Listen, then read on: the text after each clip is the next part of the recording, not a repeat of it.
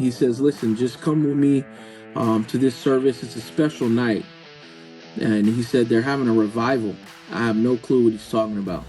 And so I go to the service that night. Ooh, Pastor Roman come on. Gutierrez, twice dead. You know what I mean? Perfect timing, right?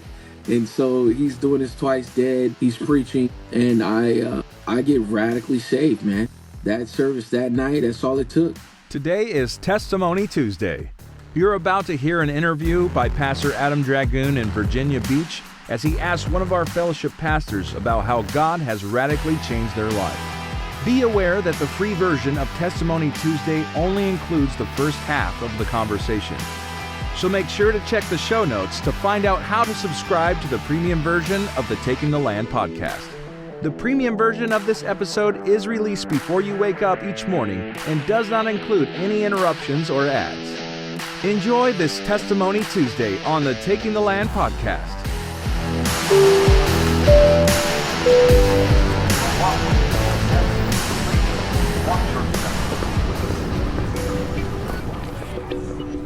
Are you in need of a passport in a hurry? Look no further. Global Passport Express is here to help. With our efficient and reliable services, we can process your passport in as quick as 7 days. That's right, just 7 days. And that's not all. We specialize in visas for many countries, including popular destinations like China, India, and so much more. Whether you're planning a family vacation, a business trip, or your next mission trip, Global Passport Express is your one-stop solution for all your passport and visa needs. So why wait? Reach out to us today at 210-375-7525 to speak with one of our friendly and knowledgeable representatives. They will guide you through the process and answer any questions you may have. You can also visit our website at www.globalpassportexpress.com for more information and to start your application online. It's quick, easy, and convenient. Mention this ad and receive 10% off any of our services. Don't let time constraints hold you back from your travel dreams. Trust Global Passport Express to deliver your passport fast, hassle-free, and with a smile. Global Passport Express, your passport and visa experts. Get ready to explore the world.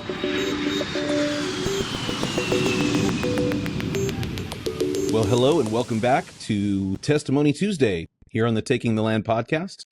This is Pastor Adam once again with you, and we are very blessed and privileged to have another guest with us today, all the way from Chandler, Arizona, the place where I was saved and discipled. And we're very grateful to have with us Pastor Junior Searight. Welcome to the show, sir. Thank you for joining us. Yes, sir. Pastor Dragoon, it's a privilege. I've been watching a few of the podcasts, and so definitely count it a privilege that you would even, consider me, give me the opportunity to come on board and give my testimony and to be a part of what you got going. So definitely appreciate the opportunity. Well, it's the opportunity is ours, as you know. We are grateful for anyone that would want to join us here on the show, and I guess I'll just put it out there to the audience. We are always looking for good guests to book, so if you've got good recommendations or suggestions, we would love to hear about them. And so, Pastor Seawright, why don't you give yourself the obligatory conference-style introduction and tell us who you are, where you're serving God, and what God is doing in your life, the 3 to 5 minute version. Yeah, and so I'm Junior Searight. I'm the youth pastor here in Chandler. We've been back here on staff for the last 4 years now, me and my wife. My wife's Shataka. But yeah, God is doing tremendous things through our youth group. We actually just returned from San Antonio from the boot camp. I had a privilege to take about 35 kids up to the boot camp there in San Antonio with Pastor Richard Ruby. It's amazing. And so, yeah, great opportunity, man. Kids were fired up, came back on fire. So yeah, just God is really moving through our youth group. He's doing fantastic things. Our young guys are rising up, evangelizing, testifying, bringing out people from school. And so God's doing great things here in Chandler. Yeah. So how long have you been serving there as the youth pastor? So it's going on 5 years now. Yeah. Yeah, so And 5 years now. do I have it correct that you were not out pastoring before that? Yeah, so I went to Pioneer. I pioneered in Chicago for 4 years. That's right. Okay. So yeah, I was in Chicago for 4 years, and God helped us. We had some folks. We were doing well, but we got shut down during COVID. COVID is Oh yeah. the season that took a blow. At that point in time as well, there in Chicago, they had the riots going with the George Floyd and all that garbage that was going around during that time. And so we were never able really to get into a building. And so it was conference time. Pastor Campbell, he called me and said if I would consider to come back on staff as the youth pastor. And I definitely was kind of shocked because we've never had like an actual pastoral role in Chandler as for the youth. And so when he considered it, I definitely jumped at the opportunity. Never tell my pastor no, and so Pastor Campbell's been a blessing to me. And so yeah, it's been a journey, and God's been moving. Wow, that's very cool. Well, we're going to get into some more of the details about that, and I'm excited to hear For about it. sure. I'm grateful that we do have a movement in our fellowship toward greater focus on the youth ministries, and so that's very exciting. So you had pioneered for a few years, and then before that, had you also served on staff in the Chandler Church? Yeah, I was the door director for 3 years. Yeah, so I was door director for 3 years. That's not a good Part thing. of the club. Part of the Um, club. right. And so you're familiar with that. And so had a lot of issues, and God, Pastor Campbell, and God helped work it out of me, and built me, man, and made me the man I am today. And definitely a privilege, just to serve under Pastor Campbell. Pastor Williams, being on staff here is a tremendous privilege. You probably can second that, being here in Chandler, and it just our leadership here is phenomenal. And so I learn a whole lot, just taking it in day by day. But yeah, as door director, it had its ups, it had its downs, and I was on for the ride, man. And so learned a lot for sure. Oh yeah, oh yeah. Well, what's interesting to me is that what year did you get saved? I got saved in '09. Okay, Yeah, so like 2008 going into '09. Yeah, I was 18 years old. Yeah, high school. that was after my wife and I had gone out to become missionaries. We left in '05. Yeah, late Yeah, '05 and early '06. So I mean, you and we never met each other, after your salvation. Only whenever I've come back for a conference. yeah, That's amazing conferences. to Yep. me. You're making me feel old over here. But Right. but it's amazing to me to see the next generation of leaders and pastors and people rising up in the congregation, after we've been gone for so long. So I'm excited to hear about this. So I appreciate you and your wife and your faithfulness, and it's an amazing thing. So it's great for me to be able to connect with the following generations of Yes, disciples there thank in the you. Chandler Church. So Appreciate it. Pastor Seawright, why don't you bring us back? What was your origin story? What was your family life like? How did you grow up? How and where? Yeah, for sure, man. So I'm a native. I'm foreign from Arizona. I'm born and raised in You're a Phoenix, the desert Phoenix rat. area. Yeah, and so I grew up in Chandler. I graduated from Chandler High School. And so just a little bit of my story. So it all began. I was born in September, right? 19. I'm a '90s baby. And so, like I You're about said, the I'm same I'm age as my 30. little sister. Okay, Yep. so I'm 33 today. My mom, my biological mom, she left me when I was 6 years old, and so kind of all started from there. Dad's raising me. He gets remarried to my mom, who is today Renee. Renee, a lot of people know her, but my dad, he raised me the best he could. He tried to do the best he could. Obviously, we weren't attending any type of churches at the time or anything like that. And so, my biological mom, though, at the time, she was bound in drugs, and so I was living with her at the time. And so she was running from the law. And so she decided to leave me with my father.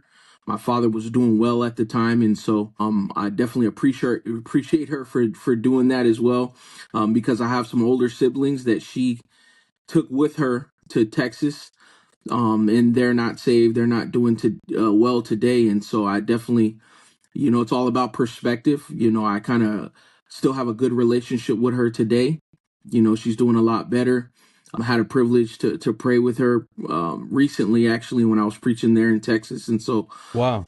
God is doing things throughout her life. But I grew up lost, broken. My dad, as I mentioned, he raised me the best he could. But we didn't attend any type of church services or anything like that. And so I grew up, I was, influenced by the world. I was into hip hop music. I was a musician, and so played drums. I played saxophone for 15 years, and so throughout high school, things like that. I loved music, and so I say that to say I was influenced by the hip hop culture. Hmm. Drugs, alcohol, perversion, women, and I wanted what the music videos had. You know what I mean? I wanted the jewelry, I wanted the money, I wanted the women, and so that's how I was pretty much. I grew up. High school. I still remember I was involved in some music, and so I rapped, and so I did some secular shows, minor things. Not nothing too major. But I thought I was going to be the next rapper. And so the club life, partying, just sin ultimately began to snowball in my life. And so I still remember being in high school where I didn't have any type of money or anything like that. So I began to sell drugs to get resources and have money. I still remember partying, and with my buddies and hanging out with my buddies from the football team and things like that. And so got involved into some heavy duty sin pretty early in high school. I was about 15, 16 years old. I'm selling drugs and I'm running the streets, man. And so sin took a toll on my life pretty early. You know what I mean? And I still remember today uh, that a real close friend of mine, his name is Reagan, at a house party, he was shot and killed. I was supposed to be attending that house party with him. I still remember the phone call. He called me that night. And I decided I was tired. I wasn't going to go to the party. And so he went to the party, and a rival gang, they shot up the party, and Reagan, he lost his life that night. And so that took a toll on me. Here I am, I'm 6 years old, and lost a close friend of mine. And so the Bible says that sin is fun for a season, and I was having fun. Sin, it was fun. It was fun, the clubs, the parties. But it came a point in time where now it's time for payment. Satan, he's coming for payment, and there was a price that had to be had for my sin. And so you fast forward a little bit. I'm in and out of court with my parents. I got a felony. I'm involved in armed robbery, just things that Whoa. are Can I interrupt for a second? yeah, for sure. So before we get into kind of the more late teenage or early 20s, I just want to drill down a little bit onto the foundation of who you are, because it has so much to play into your adult life and then your decision to become a Christian and to serve God and all that. Yeah. So it's pretty unusual I don't think, to be honest, I don't think that interviewing pastors, I've heard this story before, that mom was addicted to drugs, and she's the Yeah. one who left. So that's unusual because, for broken families, it's usually dad who leaves. So for you to be Right. left behind by mom, how would you say that that's different from maybe people that you've heard about whose fathers have left? Why is that unique to you to have a mom that left you when you were young? So my mom and dad, they weren't married or together at the time, and so they were separated. And so I was living with mom, right? I'm living with mom. She's trying to make ends meet. She's not doing as well as dad. And so at the time I'm living with mom, and like I said, she's not able to provide, food. Lights are going out, you know what I mean? And like I said, she's selling drugs. She's involved in drugs and things like that. And ultimately, she made a decision to leave to Texas, and so she left me with my dad. And so I had a great relationship with my dad. I actually, looking back, kind of like I said, appreciate her for doing that, because I remember I would spend the weekends with my dad, and I knew it was a different. There's food on the table, lights were on, you know what I mean, and it was a better Wow. life. And so when she made that decision to leave me with my dad, it was actually like uh, I was kind of shouting the victory in a sense. You know what I mean? I did lose mom, but in a sense, I was able to be with dad, and so I appreciate her for that.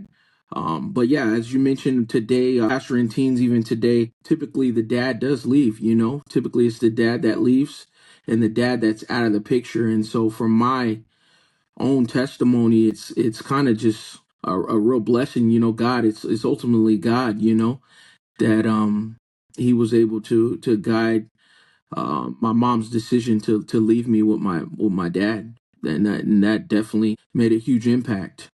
And we'll kind of get into that as I go through a little bit more of my story. You know, Okay. um, Well, yeah, that's interesting because it seems like, and this is not to minimize or somehow attack the institution of motherhood in any way, right, but we know what devastating consequences when father leaves. You know what I'm saying? Like, especially on absolutely, boys, that there is. I know this from my own life, right? So when dad leaves, he leaves a giant hole. And not to say that I'm sure that you didn't miss your mom or anything like that, but to have yeah, a stable family life with your dad, and then shortly after he gets remarried, it was a different kind of grieving, I'm sure. At least you still had identity. You know who you were, from your pop. yeah, Does that for sure. ring true to you? No, absolutely, absolutely. So definitely, like I said, like you're even mentioning, yeah, Miss Mom, right? Of But at the course. same time, dad gave me stability. You know what I mean? Just being the man and being able to provide, and like I said, it wasn't short after where he was remarried, and my mom, I call her mom today, which is Renee. They were married, and she raised me. You know, so I did have a mom. Did have a mom. You know, from 6 years old all the way through high school, and so she stepped in huge, Yeah. you know, and filled that gap for sure. And so Praise God. that kind of helped, you know what I mean? So So even though you said your dad was not saved or religious in any way, it sounds like to me that at least he was stable, a stable lifestyle. Could you absolutely. describe some of the some lessons or some values that he put into you as a young man growing up? Yeah, so he taught me work ethic, you know. He taught me how to work, you know, and to be a hard worker, you know, and to wake up early, be disciplined, but he wasn't saved. You know what I mean? And so there was still violence. There was still, you know, aggression. There was still a lot of anger. He battled with alcohol, and so there was still another side that I seen of dad that wasn't good. You know what I'm saying? That did affect me growing up, and definitely kind of rattled me a little bit as a young man. You know, I was angry, a lot of pride, these other things, these other issues. You know what I mean? That he ultimately couldn't teach me because he wasn't saved, and so. Right. So, was it just you that mom left behind, or other brothers and sisters as well? Yeah, so it was just me. And like I said, I had two other older brothers and sisters that she took with them. Their father was in prison at the time. And so she took them with her to Okay, so Texas. you almost had a only child situation going on in your house then. Yeah. Well, my dad, he gets remarried to my mom, which is Renee. And like I said, I love her dearly. I see. She had three of her own kids. And so now I have a brother, Okay. two brothers and a Okay. sister So now. you got to be the big brother to them. Yeah, by marriage. Well, they were older, two older sister, Oh, I see. Okay. two So older that brothers. family, so you were kind of brought into that family situation after they were there. Got it. Okay. I got it. Absolutely, yeah, Okay. And so you were born there in Arizona, and then your mom moved to Texas. Do I have that right? Okay. Okay. And that's correct. what Yep. part of the Phoenix area? Is it Chandler the whole time? For those who are aware of the area? So South Phoenix, yeah. So South Phoenix, which is about 30 minutes from Chandler, is where I grew, where I was born and raised up until about 6 years old. Until mom left me with dad. Dad moved to Chandler, and so Chandler was a nicer area. At the time, it's Yeah. growing development at this point in time, and so dad moved Okay. to Okay. Chandler at this time. And Yeah. so most of the people that are from Arizona are not from there originally. So where was he from? Where was your family? Where did they come from? Yeah, so mom is from Texas originally. Dad was Okay. born and raised in Cleveland, Ohio. And so my dad is Usually from places where snow, they come to Cleveland. Arizona. That's cool. Okay, Right, yeah. so growing up into your teen years, you start to kind of head the wrong direction. You said you got involved in some gangs and selling drugs, and but at the same time you had a love for music. And so, when did you really have an understanding that you were making wrong decisions? Yeah, pretty early on, I like I said, sin was fun. I was having fun. I'm going to these little parties, these little clubs full of teenagers. You know what I mean? At this point in time, it's the whole "you got served" era where we're dancing and we're battling each other. The dance battles and that sort of thing. And so we had our own little dance crew. But that slowly formed into a gang because at the end of every club scene, or if you don't win, the dance battle, now it's getting into fights and things like that. And so that slowly turned into a gang. You know what I mean? And I still remember even today going to a party or a club scene. We get into a battle, and here's a 16-year-old kid. At the end of the night, he pulls a gun out, and so all my whole crew, we're all scared, we're freaking out, and so now it's to the point where we're like, well, we if we're gonna be a gang, we need some protection as well. We need some weapons as well. And so my dad was actually working at a pawn shop right there in Chandler off of Arizona Avenue, and I knew what time he went on lunch, and so one of my buddies went in on his lunch break and Oh my actually gosh. stole all the handguns from the pawn shop. Yeah, and so I knew that, obviously this is terrible, right? I knew it was bad. I knew it wasn't good. You know what I mean? And so I knew I was involved in some heavy things earlier on, but at the same time it was like it's just what needed to be done at the time, ultimately. And so yeah, you fast forward, man, but the Bible's clear, man, the wages of sin is death. And so the sin was spiraling out of control pretty quick. We I was had going to ask you, how would you go ahead. describe like your personality in this? Were you more of a people pleaser, or were you didn't really care about what the crowd was doing around you, or were you swayed by people? So not really swayed by people. I was more of was more of a leader, more of the aggressor. Pride really consumed my life. Anger. My dad, he grew up where he was bullied, and so my dad was a little bit more calm. He was a little bit more to himself. But as he raised me, he would tell me, that he wanted me to be angry. I don't know if that makes sense or not to you, but he raised me to not let anybody take advantage of me. He raised me to be an aggressor, be aggressive.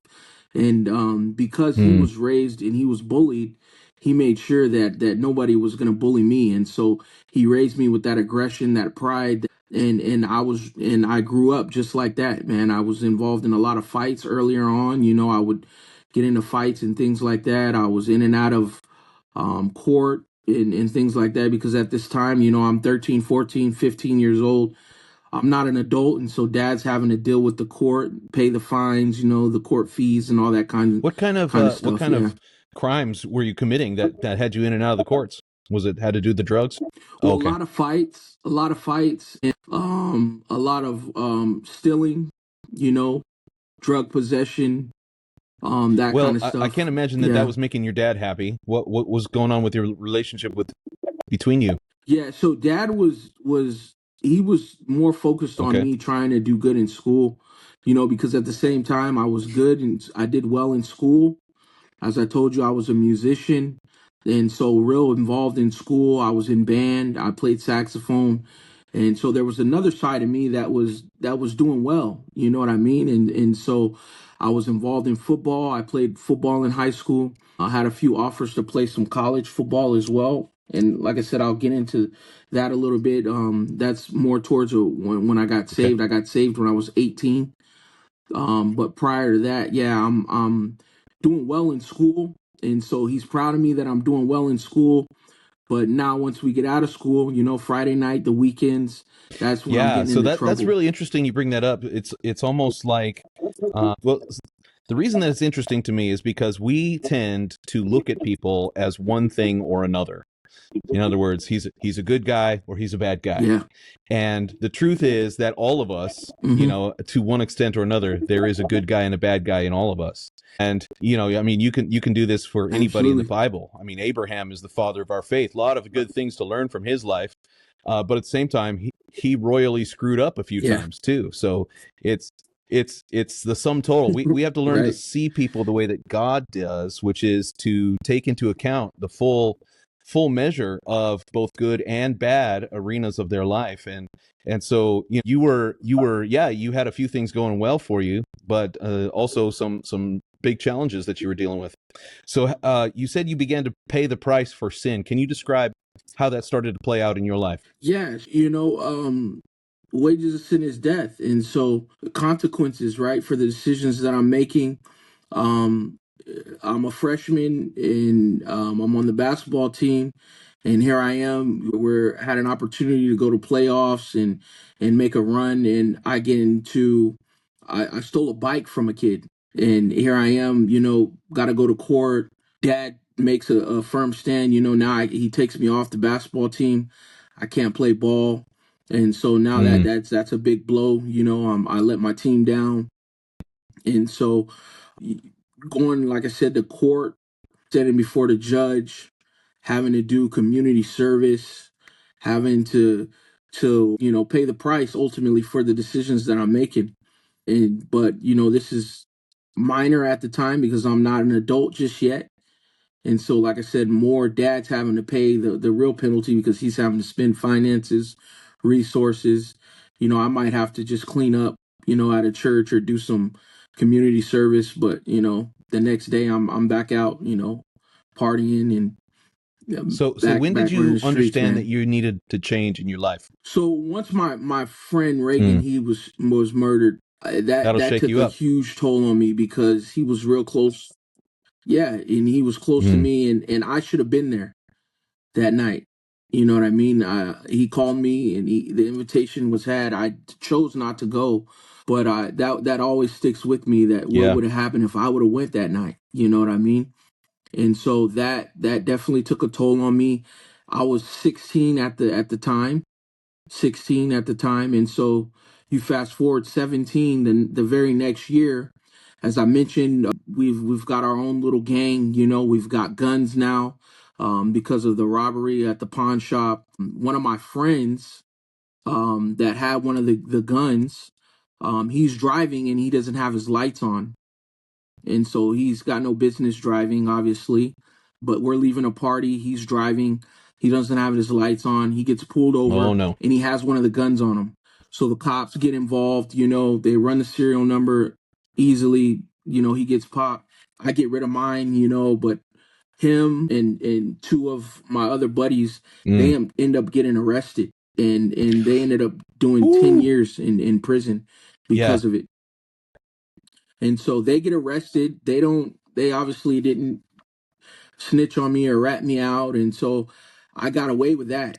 I at this point in time, I'm thinking, I escaped death by not being at the house party and I escaped prison. And so I knew God was real. My mom, on the other hand, my dad didn't go to church, but my mom, on the other hand, Renee, his new wife, right? She went to church. She was not really heavily involved in church, but she was in and out. And so, but she had a spiritual sense, a side to her. She took me every once in a while. And so I knew of God. I knew about Jesus. I heard about Jesus. But for me, it was Baptist church. And so the people that were there at the church, sometimes I would see at the club, they're drinking, they're still Right. smoking, no real change. And so I knew that I needed change, but just didn't know how or where to find it. And so here I am. But like I said, those two major um, critical points in my life, when my friend was murdered, and then two of my other buddies, they get arrested and they're serving, doing some heavy duty time. At this time, like I said, they're 17 years old, but they're counted as an adult, and they ended up going to jail, man. And so I'm rattled. At this point in time, I'm 17 and I'm rattled. Yeah. And so, Well, what's interesting that I wanted to ask you about is, some people who are unfamiliar with God, they would just say, "Well, I guess I'm just lucky. I guess I'm just that good," right. or they would answer that with with pride, but you had the sense enough spiritual, at least understanding, to know that it wasn't you, it wasn't just luck, but there was somebody watching over your shoulder. I'm curious, how did you make that connection? Yeah, and I think it was just from Yeah. attending some of the services, you know what I mean? And hearing some of the preaching, you know what I mean? You can't escape God. When God speaks to you, we're drawn Yep. by his spirit ultimately. And he was trying to get a hold of me. He was definitely trying to get a hold of me.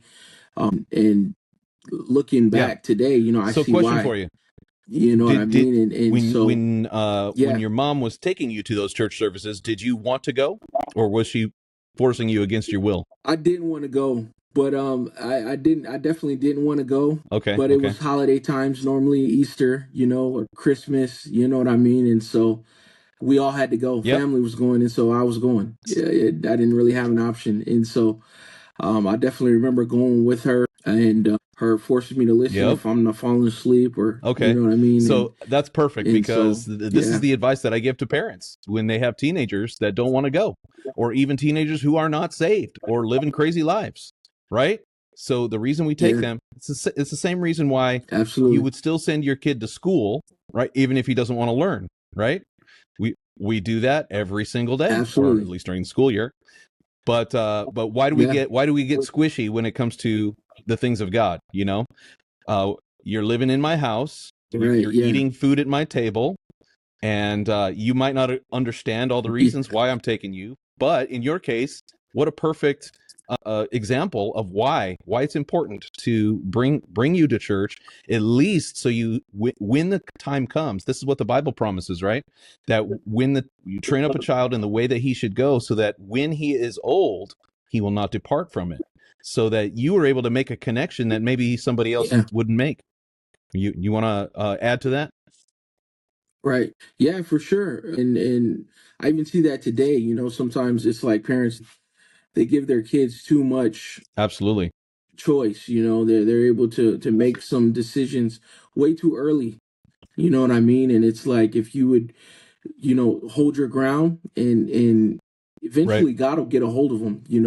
The more opportunities they come, the more opportunity for God to deal with them, and Amen. get a hold of them. Well, so you started sensing that you needed a change. You understood that God had shown you some mercy to some degree, that you didn't get what you deserved, and Absolutely. you had a taste of Right. eternity because you watched your friend get murdered, or you maybe not watch, but you were aware of it. But so that started you thinking about life Yeah. and death. So what came next? So here I am, 17 years old. My dad, we move out to Queen Creek at this time, which is a new development, new scenery. So dad thinks he's gonna move out of town, have a fresh start, not only with just himself but with me as well, the family.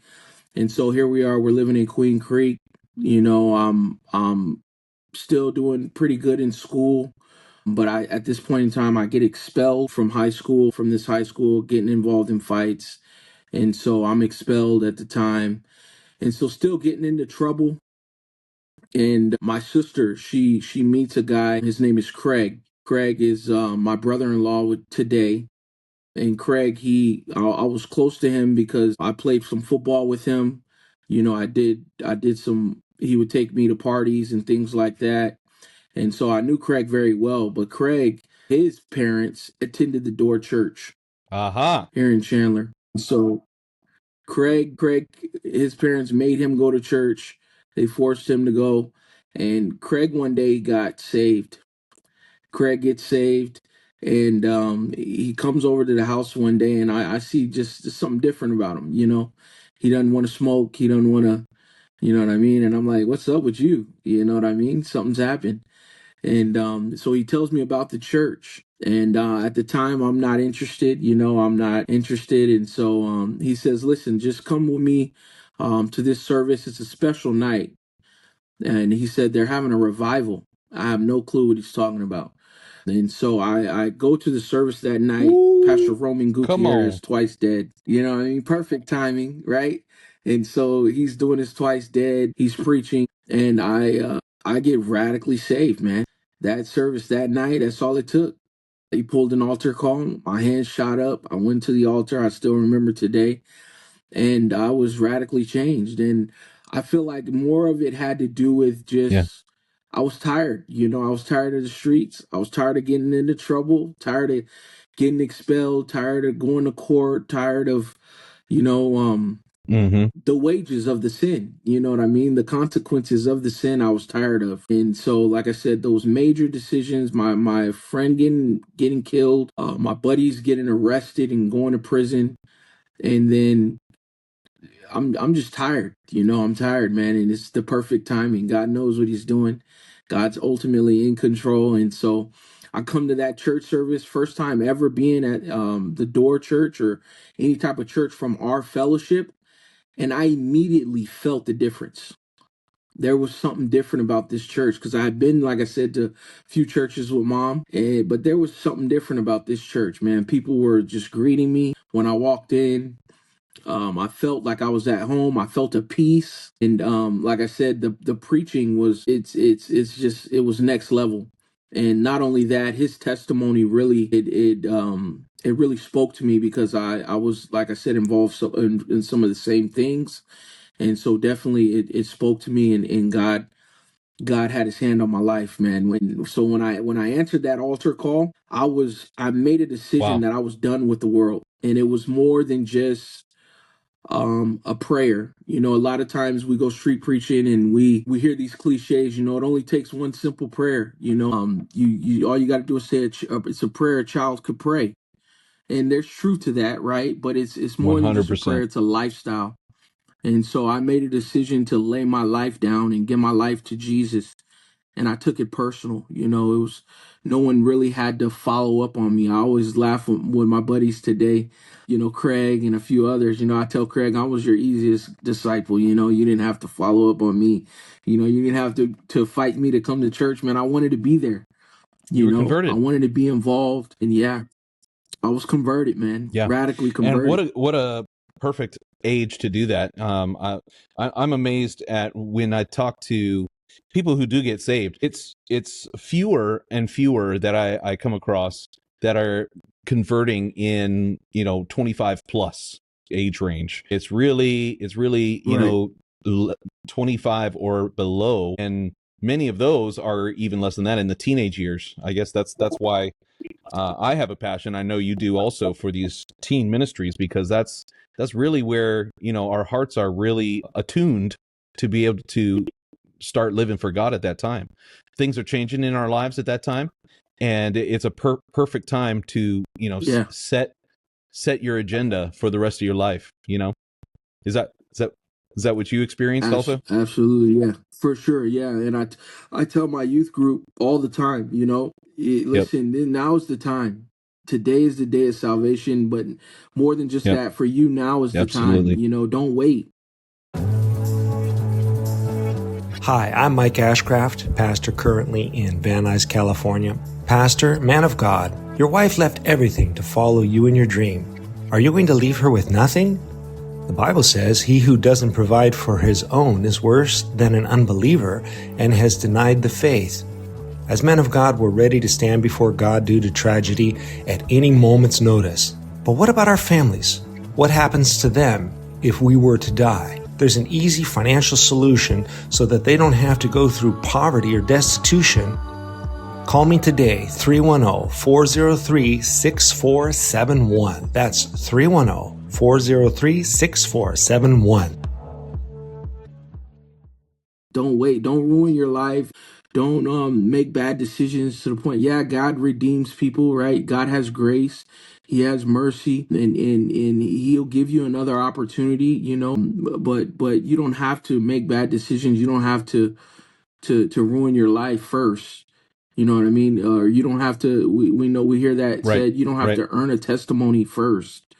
You know what I mean? The best testimony is that you got saved at an early age, man, and you live for Christ for the bulk of Yeah, your my life. encouragement You know what I is mean? think about a car. Now, this might be hard for for younger people because they don't have to maintain a vehicle. But with a car has a Right. lifespan, and it might be 300,000 miles or 400,000 miles. But there's going to come a time when it's not worth it to fix that car anymore. And you Yeah. could decide, yeah, I'm just not going to change the oil. I'm not going to pay attention to the tires. And what that would do is you would get down the road, you would get down, you could probably drive for a while. You could probably get a year or maybe two in there, Mm-hmm. but eventually the lack of maintenance is going to lead to a tragedy, right? And so you are far better Absolutely. off to change the oil, make sure there's air in the tires, take it to the mechanic Yeah. every once in a while, get a tune up. You're much better off because that means it's going to extend the life. It's going to give you not just a longer life, but a better experience. And that's true of our lives too, right? So you could wait for the engine to blow up Yes. if you wanted to. You could get down the road and wait till you have a few kids and addicted to drugs and out of wedlock, you know what I'm saying? And then have it blow up in your face or end up in Right. jail. And God can help you. God can help you in that situation. But wouldn't you rather, Right. at some Yeah. point understand that, man, I got to serve God. I got to do the little things right early on, set the agenda, form my habits, learn how to think. You know what I'm saying? And I'm so grateful, man, that God saved Absolutely. me. I was 16 when I got converted. And so I was married when I was 19. Yeah. And I became door director when I was 23, and I was launched out at 25. You know what I'm saying? Like, What's crazy? You're saying this. yeah. That's literally my story. So here I am. You're saying it, so we can get right into it. But here I am, right? I get saved at 17. You know what I mean? I meet my wife the very next year, just at the church. You know what I mean? I meet her. We start talking. We start dating. I get married at 19. You know what I mean? I'm involved in ministry. We get developed. Door director at 23. And so we literally have like the same story. I get saved a year later than you, but same exact story, man. Sky's the limit, man. Here I am today, but same exact story, man. I got saved at a teenage in my early teenage years, and I, like I said, I took it personal, and so I make sure to tell my young people, listen, you got to make it personal. It's got to mean it's got to be more than just coming to Absolutely. church and a routine, right? It's literally your life. It's your life. You know what I'm saying? And you can do it at an early age. You don't have to be 30. That's the mindset of the secular world. Is like, when I was partying and stuff, it's like, yeah, I knew my grandma was going to go to church, but that's good for her. She can go to church. She's older. But for the youth, it's like no, you can be saved in your early age. You can be saved and radical and enjoy going to church and being a part of what God has going on, and you can be in your teenage years for sure. And so I still remember, I here I am, 18 years old. I have offers to play some college football. I'm on the football team, Chandler High School. We're doing well. Middle of the What's your season, position? I make a decision that I'm going to quit. Okay. I played linebacker and running back. And so middle of the season, I make a decision that I'm going to quit the football team. And the reason why is because I had practices and games were on Fridays, Friday night. I wanted to be at Bible study. I went to Paul Alvarez's Bible study at the time. Pastor Paul Alvarez, he's pastoring in Lima, Peru today. They're doing phenomenal right now. But I remember making that decision, man, to give up the football team. Ooh. My dad was upset about that. He was upset about that. And so I quit the football team. I give up my scholarships to play and go to college, because I knew what was waiting. I knew the dorms, the party life, because I went to parties. I was at the dorms. I was at ASU, as a teenager, and I was at those parties, and I knew that it would not be good. I knew it would not turn out well for me. And so I gave it up, man. And so here's dad. He puts me out of the house at 18. And that's okay, right? Because I got buddies in the church Was that that because allowed me to live with he them. thought that he was correcting you for making bad decisions, or he just wanted you to start your life? Well, I Okay, feel like okay, he wanted a little bit of both, right? He's upset that I'm got it. turning down offers to go to college. You know what I mean? He never went to college. He never was real successful when it came to school and things like that. And so you can imagine your kids have offers to to better themselves, go to college, and do well ultimately for themselves. Secular world, Yep, that's huge. And right. and I'm quitting it for some church. For to him, that didn't make any sense. You're going to a cult. These people got you. That church is crazy. My dad would tell me. That church is crazy, man. They got you. They got you doing all this stuff, and no, they don't have me doing anything. I chose to do it. And I got saved, man. I got converted, like you said. I got radically converted, man, and I began to make decisions for God. And I remember 17 years old. I want to make sure I Mm. mention this. I go to my first Prescott conference, and so I see that video on a Thursday night, man, and God literally touched me. God touched me, man. He got a hold of me, and he spoke to me, man, that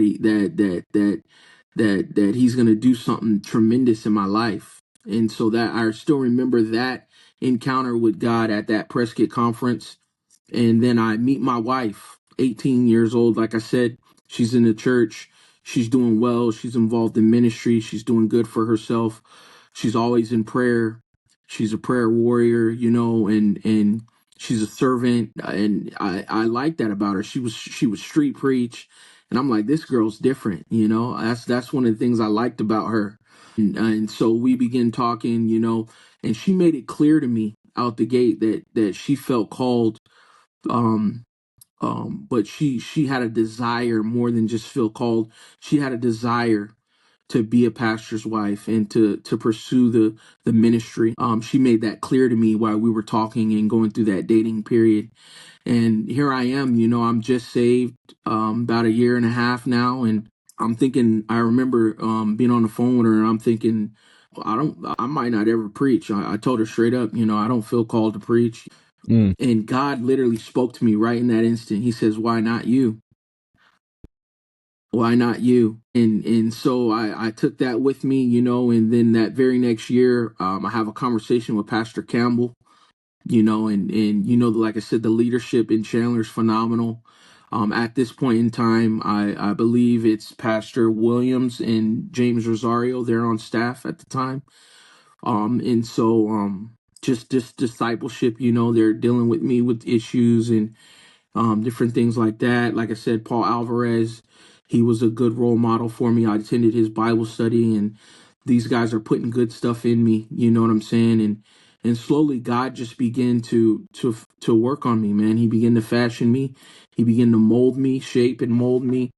And before you know it, man, it was at a missions rally, or no, Pioneer Rally in Chandler, where God Praise spoke to God. me that he called me to preach, man. Looking back on And yeah, man. your Yeah. early after like post conversion years, what do you think were some of the biggest things that God had to change in your life so that it could get you to be who you are? I'd say the biggest thing is just pride, man. Like I said, my dad literally he told me that he would pray. He's not saved, and so he would tell me he would pray that I would be just a hard guy, like a strong man, that nobody could ever take advantage of me, like I told you. And so more Mm. than just he thought was a prayer, I feel like it was a curse that he put on my life. You know what I mean? And because I became exactly what he wanted in a sense, but I don't think he knew the outcome of it. You know what I'm saying? And so here I am. I'm angry. I'm temper. I'm ready to fight at a drop of a dime. You know what I'm saying? And so I brought that with me into God's kingdom. And so here I am. I mentioned to you being door director, 3 years. You know what I'm saying? And I still have anger issues. I got pride. You know what I'm saying? I have some good things, but I got some a lot of bad things inside of me. And so God had to deal with my pride. He had to deal with my anger. I got in a lot of fights, with other disciples in the church. Eh, Got in a lot of I, conflicts. You're probably aware of these, you know what I mean? hopefully And not on the so, basketball court. yeah, that's probably the biggest thing is just the pride and anger. Man, I'm telling Right? you, Yeah. that basketball Some court of was them, a some of source them of fall great on the basketball contention court for sure. for many years. Right? Yeah, for sure. And so, but yeah, I'd say that is probably one of the biggest things that God had to work out of me. It's just the anger, man. You got to learn to control your emotions. You know what I mean? I was driven by emotion, and it was all about how I felt. And Pastor Campbell tells me all the time, you can't function off of your emotions and how you feel. And so I definitely learned that. I learned that, and applied that to my life. Do And you it have definitely any helped me. memories? It You helped me. mentioned obviously your conversion. You mentioned when you felt like God was calling you into the ministry. But do you have any memories that, like for me, I can clearly, distinctly, like I can almost go back there in my mind. The day that I got filled with the Holy Spirit was such a landmark moment in my life. Do you have any moments like that that you could share with the audience? Yeah, for sure. I definitely same thing. I remember when I got filled with the Holy Ghost.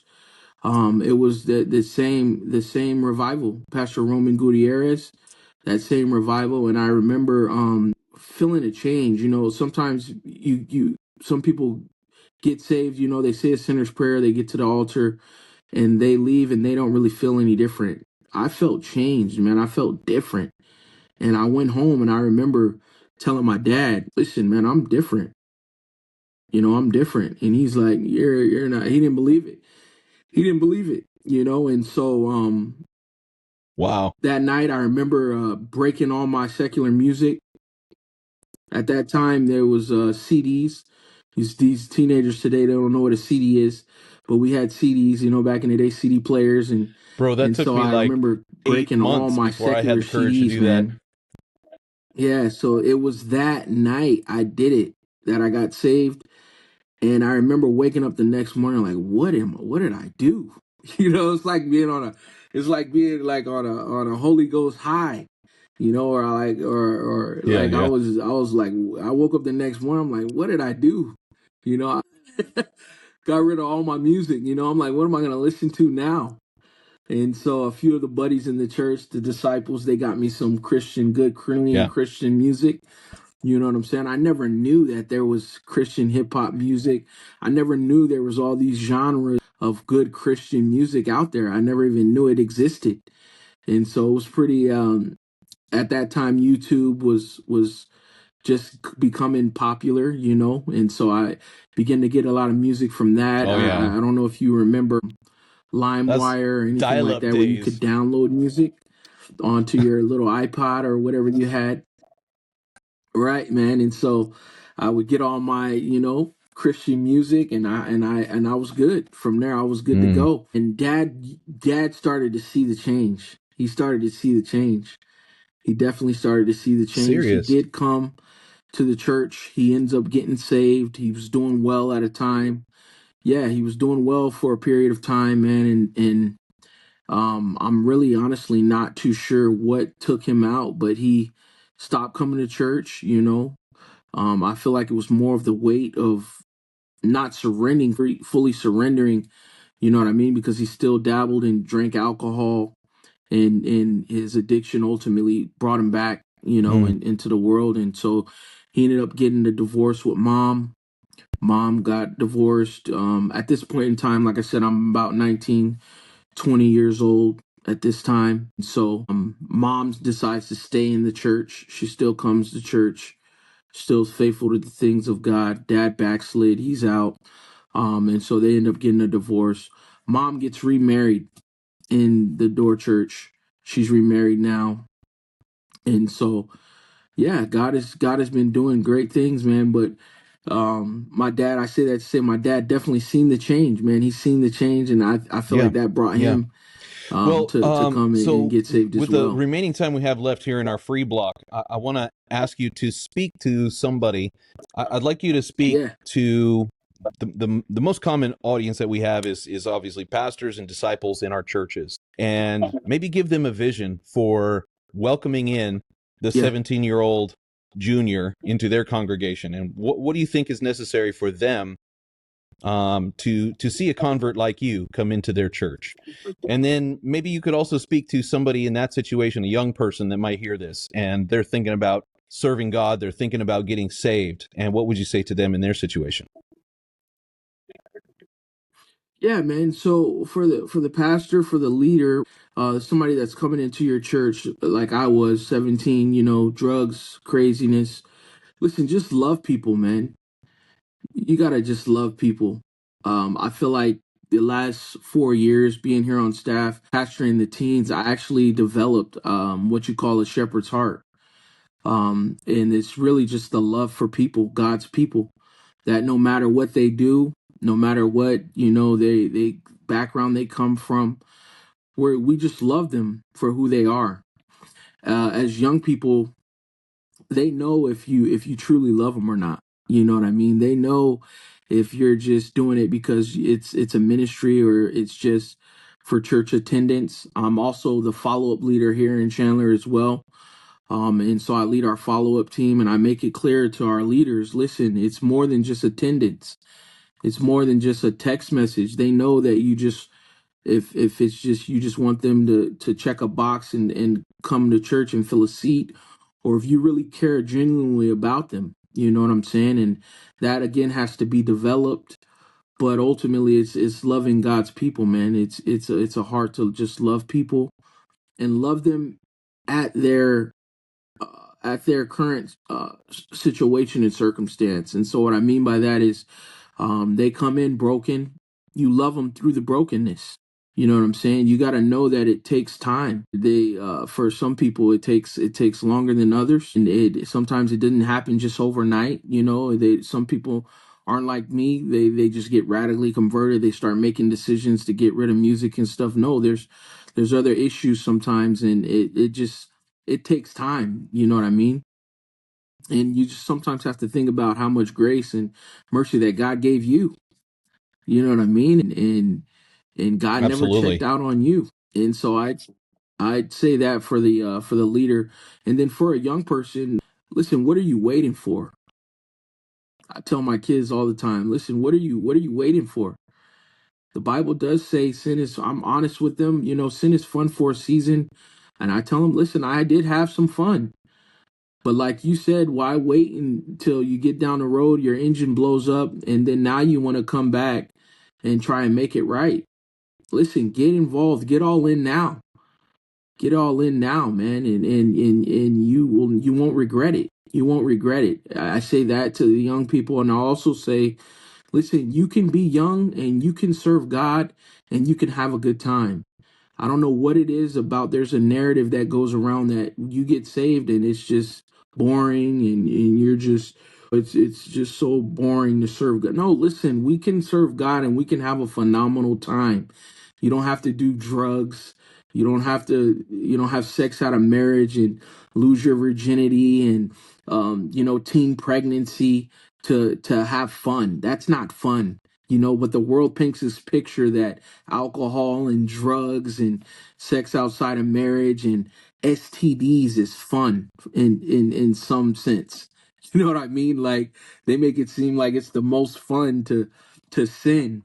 No, you can serve God and we can have fun and really live for God as a young person and still have fun. And so my youth group, we have fun, man. We serve God. We got ministry, we got bands, we got drama teams, we've got our own song service. We've developed days where we go outreaching and street preaching and we have fun, man. And yeah, we still go bowling. We got a trip to go to Six Flags coming up, and so we have fun too. You know what I'm saying? But yeah, you don't have to be Yeah, involved you in know what's sin really and fun? destroy your Going life to to have heaven. fun. It's going to be really fun. And Right. whatever, Yeah, and we shouldn't, exactly. paint the picture for people that, Yeah, serving and Jesus so is all gumdrops and lollipops. There's hard work to be done. And you know, we're all gonna go through our seasons of tragedy and Oh, difficulty and absolutely. pain and growing. And yeah, that's true no matter what life you choose. But in the Christian life, every time that we suffer is for a Absolutely. purpose. God is using it for the good. And that's the difference right there. Sin is fun for a season, Yes. and then you start paying a price like you described. Mm-hmm. But living for God is fun for eternity. Yeah. It's not for a season, it's for eternity. So man, that's great perspective. Yes. Absolutely. That's good. Well, Yes. we're gonna take a break here, and I do want to Yes. talk to you about your post discipleship years as you make a decision to jump into marriage and into ministry. We want to hear that testimony, and we want to hear about your relationship with Pastor there and the Chandler Church and all that God is doing there.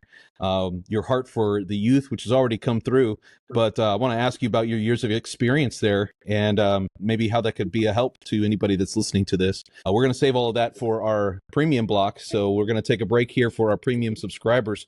If you are not a premium subscriber, maybe you should consider it. It's only $3 a month, and you'd hear the second half of this interview. So all of the links are in the show notes below. We're not making any money off of this. Everything that comes in, we put directly toward world evangelism. So we're getting ready to write another check here on the upcoming conference, and so all of our premium dollars we put toward that goal.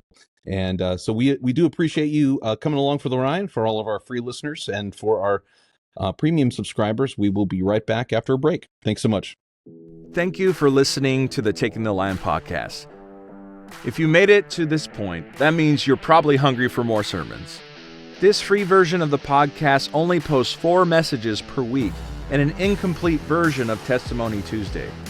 If you're tired of missing out, then please check out the premium Taking the Land podcast, linked in the show notes. For only $3 a month, you'll get interruption and ad-free listening experience, early releases every day to start your day right.